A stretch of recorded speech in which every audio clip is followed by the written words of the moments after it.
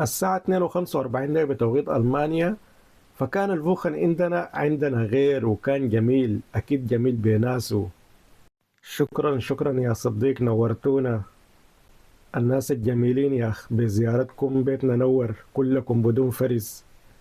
فعشان كده يا جماعة قررت إنه أعمل لهم حاجة سودانية بحتة، سودانية 100%. هنا كانت دي سلطة الجزر بتفاصيل الخاصة بتكاتها وحركاتها. ناس كانوا قاطعين 4 ساعة بالعربية، عشان كده كان ما ينفع أقصر معاهم، لازم أعزم.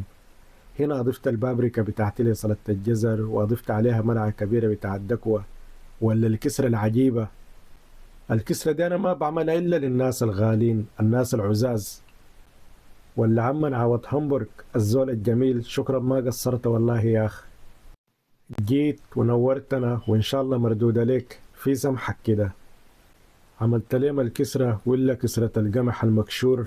خمرت العجين له 3 يوم. بديت أجهز وأظبط لهم حاجات من بالليل لليوم التاني.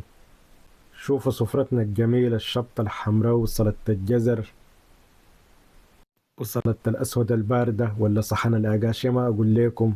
يا سلام على الفراخ كمان بالرز، وملاح الشرموط بالكسرة.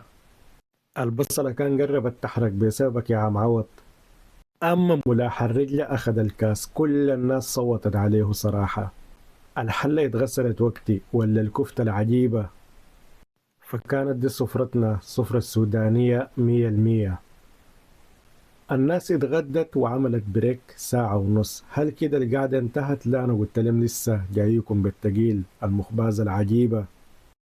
مخبازة سودانية بمواصفات ألمانية، ولا بلح الشام السوداني. ويا سلام على القهوة، الجبنة العجيبة. جبنة ما بتشرب زيها إلا في السوق الكبير كسلة ولا الصادرات. والسمنة البلدي الجاينة من تشات في المخبازة. والبخور العجيب، وبنت النيل ما قصرت، كانت معانا بالتلفون، شربت معانا الجبنة، وإن شاء الله المرة الجاية بنت النيل بتشربيها معانا فيس تو فيس.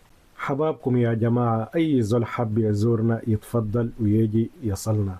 ويلا ما نتقل عليكم أكتر من كده، وكالعادة أقول لكم يلا كاو بلا كاو.